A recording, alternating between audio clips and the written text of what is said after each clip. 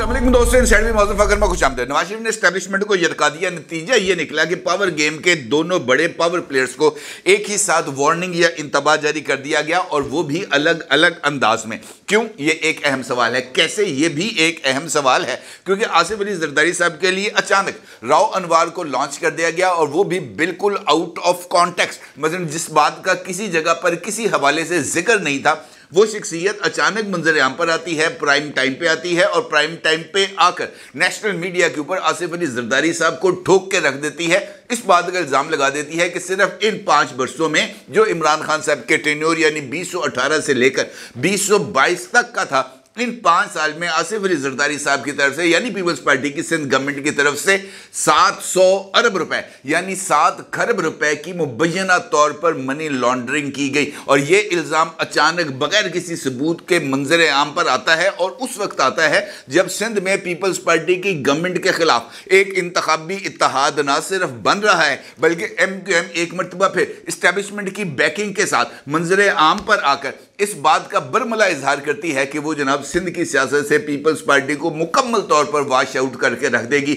और इसी सिनेरियो के अंदर इसी तरीके से पंजाब में जनाब नवाज शरीफ साहब के लिए भी एक पैगाम जारी किया जाता है, और यही एक पैगाम 2 शख्सियात की तरफ से बैक वक्त मंजर आम पर आता है, एक ही अखबार में आता है, और एस्टेब्लिशमेंट के करीब समझे जाने वाले इन 2 सहाफ़ियों के जरिए सामने आता है। और इस पैगाम में वाज़ेह तौर पर इस बात का इजहार किया जाता है कि जनाब लाडले को यह मशवरा दिया गया है कि अगर आपने मुझे क्यों निकाला और हर एक से टकराने और एहतसाब लेने का जो मुतालबा है और पॉलिसी है इसको बरकरार रखा, तो आपके लिए मज़ीद रियायतें मिलना मुश्किल हो जाएगा, बल्कि मज़ीद रियायतें मिलना बंद कर दिया जाएगा। और इसका नतीजा ये निकलेगा कि पाकिस्तान तहरीक इंसाफ के लिए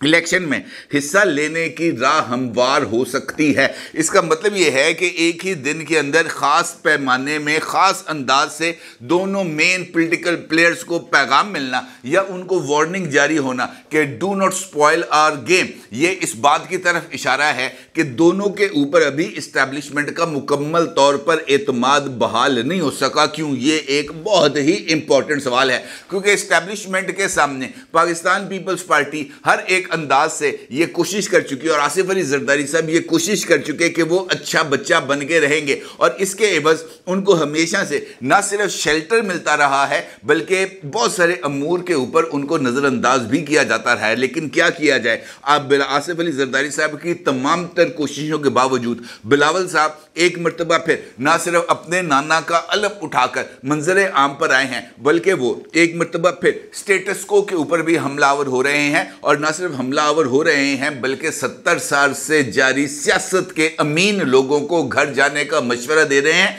और ये कह रहे हैं कि जनाब ये जो 70 साल की पॉलिटिक्स है ये अब इस मुल्क में नहीं चलेगी। और अगर मैं आपसे ये कहूँ कि ये एक हकीकी तब्दीली होगी अगर बिलावल साहब ये 70 साल से जारी पॉलिटिक्स के खात्मे के लिए कोई अमली मंसूबा लेकर सामने आ जाए। और अगर बिलावल साहब अगर गौर करें तो खुद उनकी वालदा मुहतरमा बेनज़ीर भुट्टो साहिबा शहीद के दौर में जब वो पॉलिटिक्स में थी तब उनकी तरफ से एक सोशल कॉन्ट्रैक्ट जारी किया गया था, उसका नाम रखा गया था एक नया इमरानी मुआहदा या अ न्यू सोशल कॉन्ट्रैक्ट। और मुहतरमा बेनज़ीर भुट्टो साहिबा ने इस नए इमरानी मुआहदे या इस नए सोशल कॉन्ट्रैक्ट की एक बहुत वसी पैमाने के ऊपर इसकी लॉन्चिंग भी की थी। अगर बिलावल साहब मुहतरमा बेनज़ीर भुट्टो की लाइब्रेरी से उस सोशल कॉन्ट्रैक्ट की कॉपी को हासिल कर ले, या कम से कम फरहतुल्लाह बाबर साहब को कांटेक्ट करके उनसे कहें कि जनाब वो सोशल कॉन्ट्रैक्ट की कॉपी मुझे दे दें, तो आप उसी एक सोशल कॉन्ट्रैक्ट की बेस पर अगर जो है बिलावल भुट्टो साहब उस सोशल कॉन्ट्रैक्ट को अपनी इंतखाबी मुहिम का हिस्सा बना दें, तो आप यकीन जाने कि बिलावल साहब के लिए मुस्तकबिल के इम्कानात बहुत ही ज़्यादा रोशन हो सकते हैं। क्योंकि मुझे अच्छी तरह उस सोशल कॉन्ट्रैक्ट याद है, क्योंकि उस वक्त मैं रोज़नामा मुसावात में काम करता था, वो पीपल्स पार्टी का तर्जुमान अखबार है, और वहाँ पर इस सोशल कॉन्ट्रैक्ट को उर्दू में तर्जुमा करके अखबार में शाया किया गया था, और उसके लिए एक बुकलेट बनाकर भी शाया किया गया था। और उसमें मुहतरमा बेनज़ीर भुट्टो साहिबा ने इस सोच की तरफ वाज़ेह तौर पर इशारा दिया था कि हमें एक तो इख्तियारात की निचली सतह पर तकसीम चाहिए, और इसके साथ साथ उन्होंने लोकल गवर्नमेंट का एक ऐसा मजबूत निज़ाम का खाका पेश किया था जिसके नतीजे में जो ग्रास रूट लेवल के ऊपर जो लोगों की मुश्किलात हैं उसके खात्मे का इम्कान पैदा होना था। लेकिन खुद मोहतरमा बेनज़ीर भुट्टो साहिबा उस वक्त जो है इस मंसूबे पर अमल दरामद नहीं कर सकी, क्योंकि उस वक्त नून लीग और पीपल्स पार्टी में बड़ा ज़बरदस्त किस्म का इट खड़का था। खैर, इस सोच को इस्टेब्लिशमेंट की तरफ से पसंद नहीं किया गया और उसके साथ साथ आसिफ अली जरदारी साहब की तरफ से मुसलसल प्रेस किया जा रहा था इस्टेब्लिशमेंट को कि जनाब आपकी तरफ से हमें जो मुसलसल नज़रअंदाज किया जा रहा है ये सिचुएशन किसी भी तौर पर काबिल कबूल नहीं। और ख़ास तौर पर बिलावल साहब की 2 तकरीरें जहाँ पर उन्होंने वाज़े तौर पर इस्टेब्लिशमेंट के प्लान को रद्द करने और इस बात का इशारा दिया था कि वो नवाज शरीफ को चौथी मरतबा वज़ीर आज़म नहीं बनने देंगे, इसको खासी हद तक नापसंद किया गया। और नापसंदीदगी का जो पैगाम था वो पहले वर्बली आसिफ अली जरदारी साहब तक पहुंचाया गया, लेकिन बिलावल साहब को रोकने में जरदारी साहब नाकाम रहे, जिसके बाद एसएसपी राव अनवार को ख़ास तौर पर लॉन्च किया गया। और ये राव अनवार साहब वही शख्सियत हैं जिनको आसिफ अली जरदारी अपना बच्चा करार देते थे और उनके बच्चे ने अब बोलना शुरू कर दिया है, और बोला भी है तो कफन फाड़ के बोला है। अलीम खान साहब के चैनल में बोले हैं, यानी समान टीवी पे किरण नाज साहिबा के टॉक शो में। उसमें जनाब राव अनवार साहब इस बात का इजहार करते हैं कि गुज़िश्ता 5 साल में 700 अरब रुपए की करप्शन हुई, और ये 700 अरब रुपए की जो करप्शन है ये मनी लॉन्ड्रिंग के ज़रिए मुल्क से बाहर भिजवाया गया। उन्होंने ये भी कहा कि जो सिंध है इसके अंदर करप्शन का जो सिस्टम है ये लेयर बाय लेयर काम करता है, और पाकिस्तान से ये जो पैसा है 700 अरब रुपया ये लूट कर कनाडा, टर्की, दुबई, लंदन और अमेरिका के अलावा चीन भी भेजा गया है। उनका ये कहना है कि 2018-2019 में जीआईटी में पीपल्स पार्टी के रहनुमा डॉक्टर आसिम मनी लॉन्ड्रिंग के केस में पकड़े गए, जिसमें यह साबित हुआ कि ये लोग जाली अकाउंट्स के ज़रिए इतना पैसा मुल्क से बाहर ले गए हैं, और जाली अकाउंट से ही बिलावल हाउस के खानों और केक्स की अदायगी तक की गई। फिर उन्होंने बताया कि किस तरीके से कराची में ज़मीनों पर कब्जे हो रहे हैं और किस तरीके से लोगों के लिए जो ज़िंदगी है उसको मुश्किल बनाया गया है। फिर सिंध के अंदर बदमनी, उज़ैर बलोच नेक्सस, दीगर तमाम चीज़ें, और उन्होंने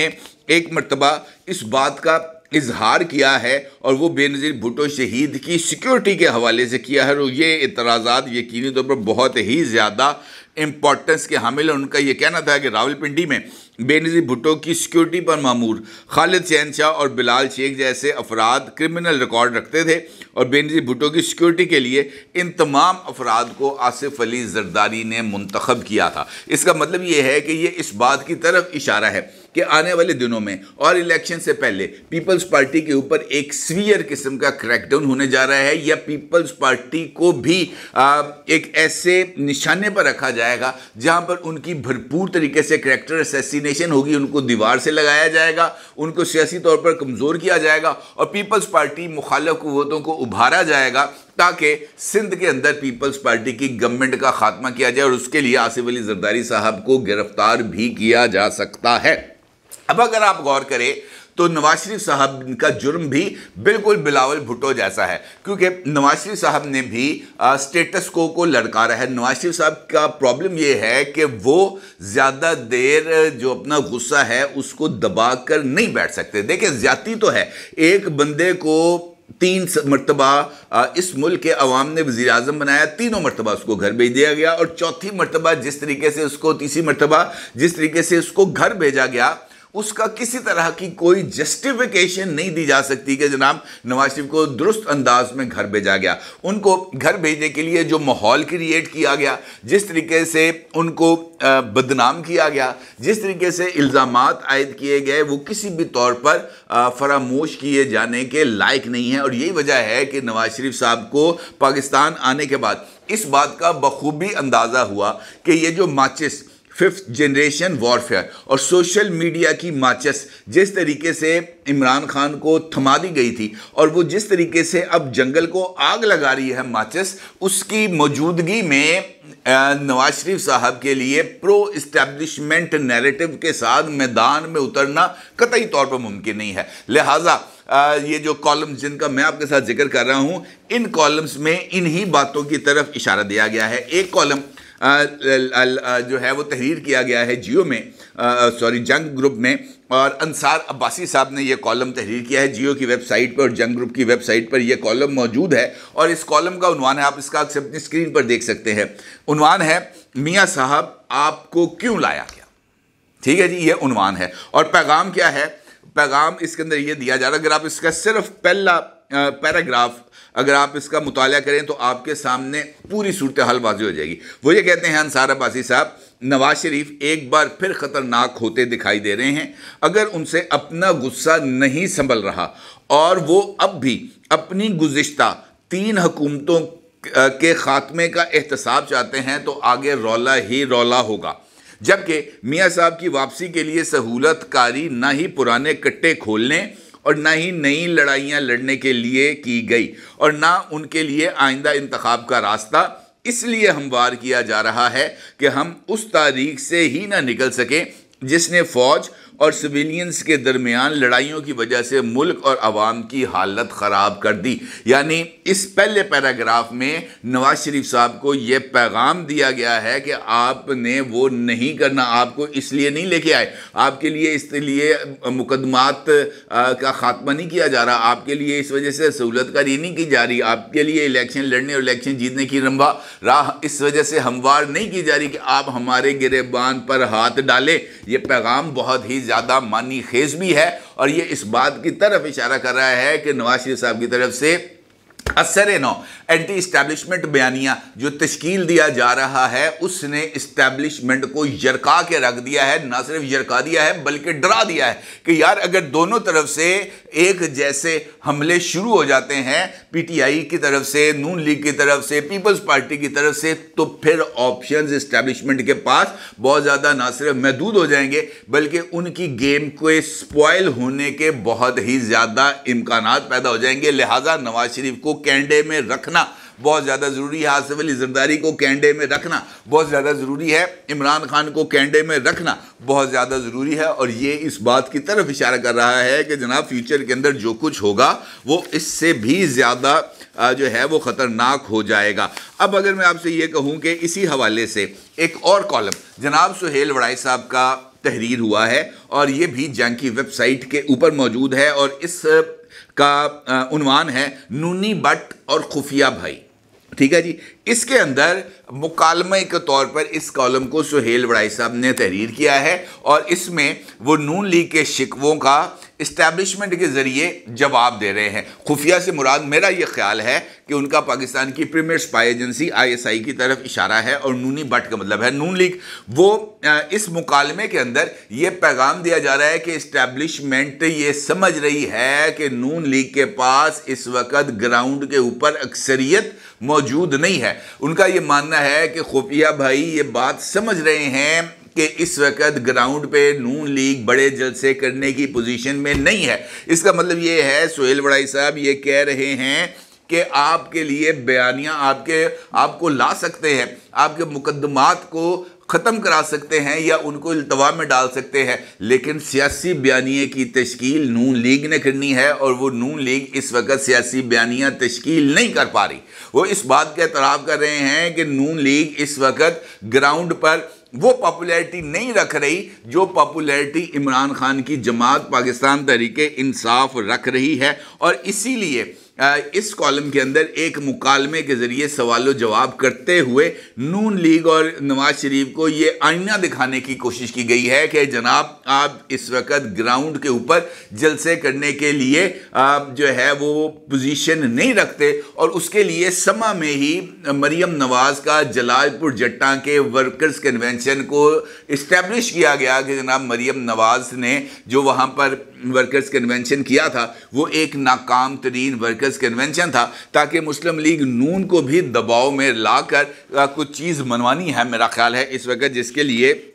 ना पीपल्स पार्टी मान रही है और ना ही नून लीग मान रही है। और अगर मैं आपसे ये कहूँ कि ये जो दबाव आ रहा है इस वक्त दोनों जमातों के ऊपर, ये मुमकिन तौर पर दोनों जमातों को इंतखाबात के इल्तवा के लिए मनाने के लिए है, तो इसके भी इम्कानात पाए जाते हैं क्योंकि मुझे ऐसे इम्कानात नज़र आ रहे हैं कि ये गेम ज़रा थोड़ी सी और तरफ जा रही है और तरफ जाती हुई नज़र आ रही है क्योंकि इसके अंदर एक पैराग्राफ है सोहेल वड़ाई साहब के कॉलम में, खुफिया भाई उसके अंदर नून लीग को कुछ चीज़ें बता रहे हैं। वो ये कहते हैं, खुफिया भाई, मकबूलियत में आपका और खिलाड़ी का कोई मुकाबला नहीं।